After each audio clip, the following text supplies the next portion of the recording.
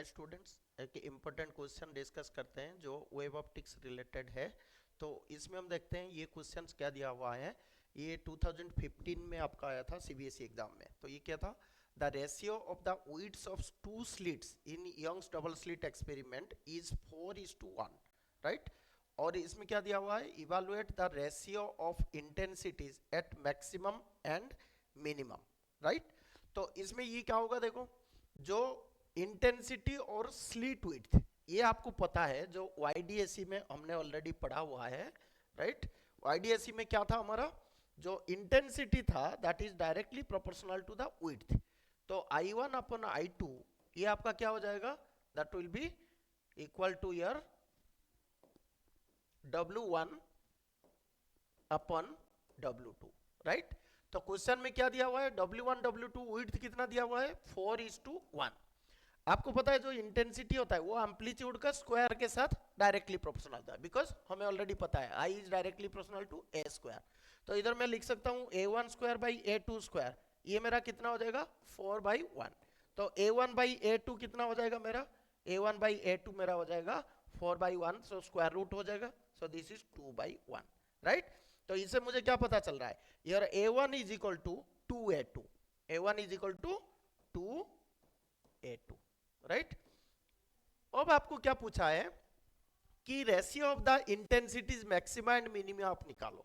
तो आपको इस बारे में ऑलरेडी पता है, आई मैक्स का फॉर्मूला क्या होता है और आई मिनिमम का क्या होता है, ठीक है। आई मैक्स क्या होता है तुम्हारा, A1 प्लस A2 का होल स्क्वायर होता है, और सिमिलरली जो आई मीन होता है वो होता है A1 माइनस A2 का होल स्क्वायर। तो अभी ये कितना हो जाएगा, A1 और A2, A1 के बदले में 2A2 लिख सकता हूं, तो ये 2A2 ये A2, तो 3A2 स्क्वायर हो जाएगा, राइट। और ये कितना होगा, A1 के बदले 2A2 माइनस A2, तो ओनली A2 रहेगा, तो ये हो जाएगा 9A2 square by A2 square, so that is 9/1। सो ये फर्स्ट पार्ट का आंसर आपका हो गया, that is I maxima by I minima, right. So this is a very simple question related to your intensity and the width of the slits। तो ये आपको ध्यान में रखना है। अब सेकंड पार्ट को देखते हैं। तो सेकंड पार्ट में आपको क्या बोलता है कि does the appearance of bright and dark fringes in the interference pattern violet in any way conservation of energy, explain करो।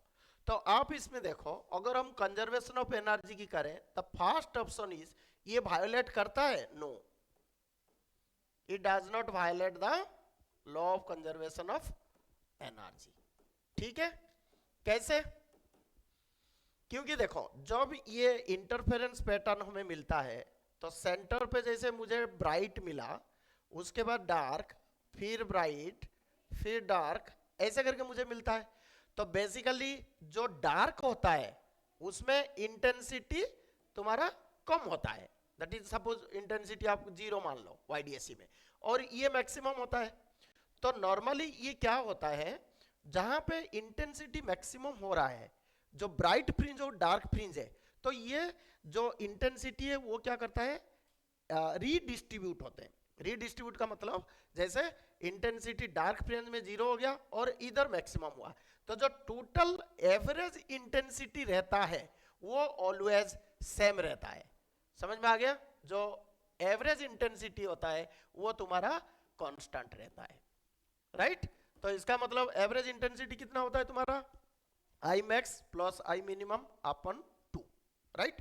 तो इधर से आपको पता चल गया। तो ये सेकंड पार्ट का आंसर आपको लिख के आना पड़ेगा, that the intensity is maximum at bright fringe and minimum at dark fringe, so this gets redistributed, so it is not lost, so the average intensity will remain constant throughout the YDSC, right. So this explains that it obeys the law of conservation of energy, right. Thank you.